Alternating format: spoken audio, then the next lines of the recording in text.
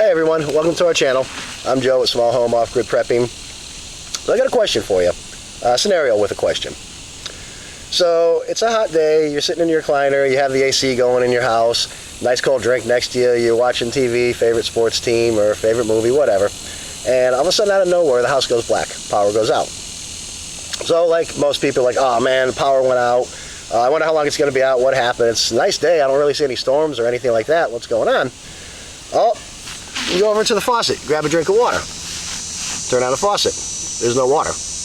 Power's out, you have no water, okay? So like I said, you're thinking, how long is the power going to be out? Well, guess what? This time it's not coming back on, anytime soon anyways. You just had a major failure of the power grid, and power's going to be gone for a long, long time. So what options have you given yourself? How are you going to get power? How are you going to get water when you can't go to the sink anymore and turn on that faucet and get water from there? What about security? You have a little homestead going on, you have some chickens going around, you have some garden growing, some potatoes, this and that. How are you going to protect your gardens? How are you going to take care of these different things? What kind of security do you have? Yeah, I'll tell you a quick story. My wife is from Poland, and my mother-in-law still has a pretty decent sized farm over in Poland. Now it's kind of just her out there, so she grows her garden so she has food for the winter and all that. So she goes out the other day to harvest her potatoes, pull the potatoes out and all that, and as she walks around from behind the barn, which is the first thing that shouldn't have happened, her garden should have been behind the barn where she couldn't see it from the house, but she's lived there her entire life. She's lived there, you can trust the neighbors. I mean, neighbors were family. You didn't have things like this happen, but guess what, guys? Times are changing. So now she comes around the corner to go pick her garden, and she sees all her potatoes are gone. Somebody in the middle of the night came and they picked all her potatoes out of the ground, every single one of them. Took her tomatoes, her cucumbers, everything. So what kind of security do you have? What kind of options have you given yourself if you have gardens? We actually had it the other day. Literally, 3 days ago?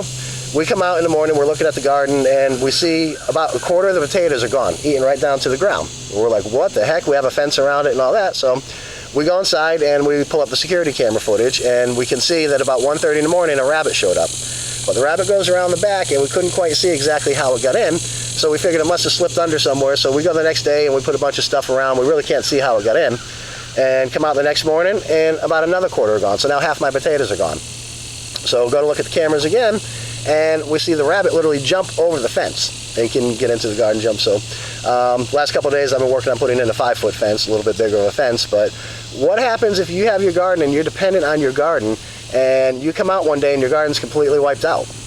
Do you have a backup for that? Do you have other options? So that's what prepping is about. How many options do you have for electric? What options have you given yourself? If you've given yourself one option, then that option fails, guess what? You're done. You're out of options. There's no more. We have multiple options for electricity. What about water? What kind of options have you given yourself for water? I actually have over 5 different options for water.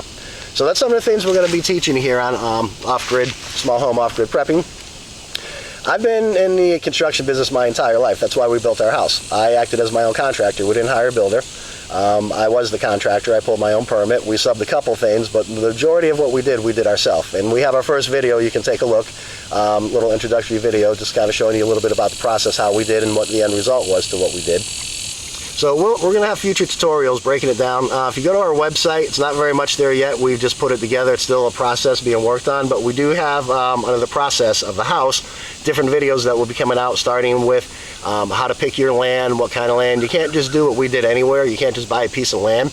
You have to do a lot of homework, and you have to understand, can you park an RV there? Can you build a small house there? What can you do on a land? Because not all zoning in different areas will allow these things. So that's one of the things we're going to be helping you guys with. We're going to be showing you different options on how you could get electricity, different options on how to protect your property. We've all heard about the wolf preppers that will be coming out. Well, guess what? They will be coming out. Okay, when SHTF hits, you will see wolf preppers out there. I don't think you'll see wolf preppers for too long. I think eventually they'll be taken down if this goes long term. And long term being, who knows, up to a year, whatever. But I think literally the first few months is where you're going to see a lot of the wolf preppers out there. But eventually, like, I know my area I live in, okay? Everybody knows how to take care of themselves, let's put it that way. I know YouTube doesn't like us saying certain things out there, describing certain things, so we won't get into that. But let's just say that people around here know how to take care of themselves. So wolf predators would not last, wolf preppers would not last very long around here. But in the meantime, how are you going to take care of yourself? Okay, what security measures have you given yourself? So again, these are different things we're going to be helping you to address here. There's a lot of great things on YouTube. I mean, I've learned a lot of good things on YouTube. There's a lot of intelligent people on YouTube. But I also see things on YouTube that just aren't quite, not really quite there. I'll give you a little example. I saw somebody the other day, okay, do a thing on solar. Can my solar run my house? Can my solar run my freezers? Can my solar run this? And yeah, listen, my house can run on a lawnmower battery and a power inverter. But for how long?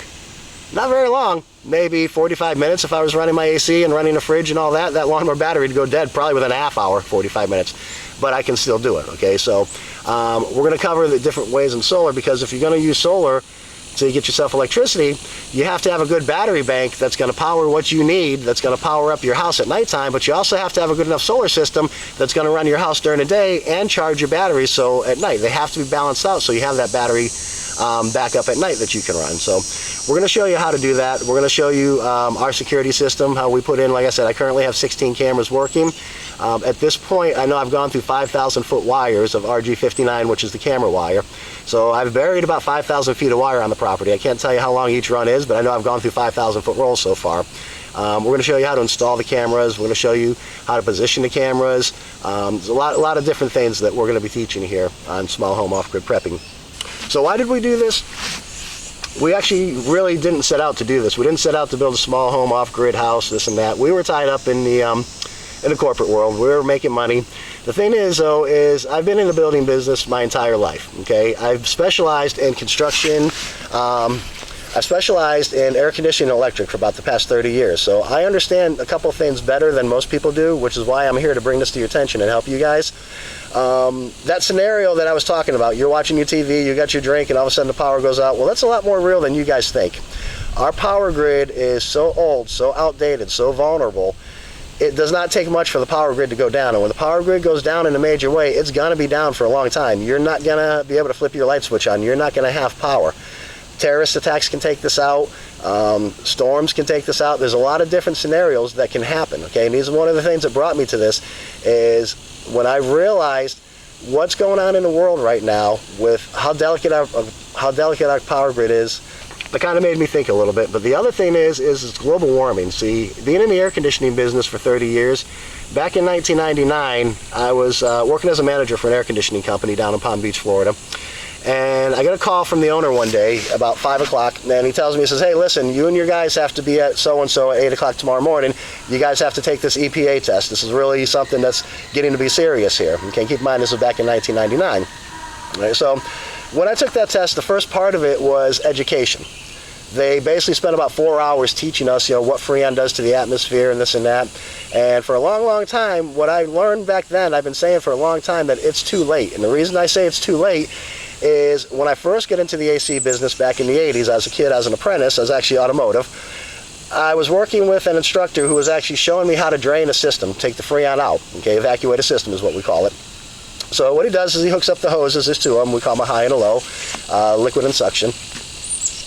And he cranks open the other one, and the Freon just starts spitting out all over the place. And he says, okay, that's how you do it. He says, now you go to lunch because this is going to take a while.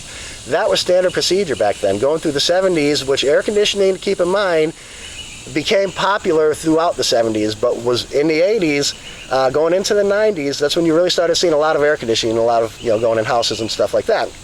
And back then, it was standard procedure for us to just dump Freon in the air. We didn't have reclaiming units. We didn't have anything whatsoever. And when I took that test back in 1999 for the EPA certification, one of the things I learned, and I won't get complicated with this, I won't start talking about the technical things and all that, but basically, if I dump this amount of Freon into the atmosphere today, I destroy this amount of this amount of the ozone layer. Okay, so it basically, back then we were taught it doubles. I think science has learned a little bit more now, and I think that number's actually gone higher, but double is good enough. Okay, that's what I was taught back then, is I dump this much Freon in the air, I've destroyed this much of our ozone layer. But I also learned that it takes 50 years. If I dump Freon in the atmosphere today, it's going to be 50 years before that Freon reaches the ozone layer and starts causing damage. Well, when you think about that, going throughout the 80s, take 50 years from the 80s, that means that what we're looking at right now, we haven't seen the worst of, okay? The global warming we're seeing, we have not seen the worst of. The worst of it, I believe, is going to start coming into the late 2020s, getting around 27, 28, 29, but really getting bad as you get into the 2030s. All right, so this global warming, what you see with Lake Mead, these different things, I don't think these things are going to get better anytime soon. So these are some of the things that brought us to basically become preppers and be prepared. because it's not going to get better, people. Inflation we have going on right now, you know, the wars that are going on right now, we have food shortages. I'm sure you guys remember not that long ago we had, I don't know what it was, Iowa, whatever, over 10,000 cattle died in one night. So these things aren't going to be getting better soon, and if you're not prepared, if you're not ready, then you're going to run out of time. You won't be able to get prepared then. You have to do it now. You have to prep now. So here at Small Home Off-Grid Prepping, these are the type of things we're going to help you with. These are the type of things that we're going to help to show you guys how we've did it. Again, like I said, you don't have to get everything. You don't have to have massive gardens and massive animals and massive whatever. You just have to basically be set up and give yourself enough time that you could do these things. So, like I said, this is basically our trailer video, just introducing who we are, why we are doing this. We're here to help you guys, like I said before, or I may have said before, I don't know. There's a lot of intelligence here on YouTube, okay? This is a great community. We're going to show you the correct way. Like I said, I've been in the AC business for over 30 years. I've been an electrician for over 30 years. I've been in the building business. I've spent a long time as an electrician helping people prep. I've helped literally hundreds of people prep, because here in Florida, we're probably some of the best preppers in the world. Okay, short term, 3 to 5 days, 1 week. With the amount of hurricanes we have come through, the amount of power loss we have come through, prepping short term is on people's minds. I'll give you a good example. As an electrician, when people decide they want to prep, one of the first things they think about is what I've been talking about in the very beginning, is what happens when that power goes out and I have no electric? What am I going to do? I have a CPAP machine. I'm on oxygen. I have a freezer full of food that's going to go bad. All that money I spent on food. Okay, so first contact I would have with people is people like to see these little advertisements for the whole house standby generators. They see the commercials for it, and hey, that's a great idea. My power goes off and 15 seconds later, it kicks back on with my generator automatically. I don't touch anything, right? Well, guess what? It is great, but by the time you're said and done, by the time you buy that generator, you go through the permitting process, you have to do load calculations, you need site plans. In the load calculations, you have to balance the generator, so you have to maybe use what's called load shedding devices, which will balance your loads throughout the house so you don't overload the generator. By the time you go through all this stuff, and the labor and the running wires to connect your transfer switch and all that, easily $13,000, $14,000, $15,000. And you want to see sticker shock when you tell somebody that. You know, I've seen a defeated look on people's face, like, oh my gosh, I know I'm going to need electric, I know I have this oxygen, what am I going to do? So these are how I've helped people over the years. Okay, I've helped to show them how they can actually still accomplish what they want to accomplish, how they can be prepped, how they can be prepared and have that electric, and literally spend a fraction of what it costs to do that standby generator. So, like I said, these are the type of things we're here to help you guys with. We've been doing this for a long time. Like, subscribe, hit the notification buttons. As we put out the videos, you're going to see exactly, you know, the notifications will pop up and let you know that we put out a new video. We have tutorials coming up on how we built the house. Like I said, starting with purchasing your land, designing your house, working with the architect, permitting process, you know, all step-by-step what to do. We're also going to be breaking things down with gardening, prepping, security, you know, food pantries, canning, stuff like that. So, like I said, like, subscribe, hit the notification button. We look forward to working with you guys here. Just love the YouTube community. It's a great community out there. Again, a lot of intelligence. And guys, have a great day. We'll see you in the next one.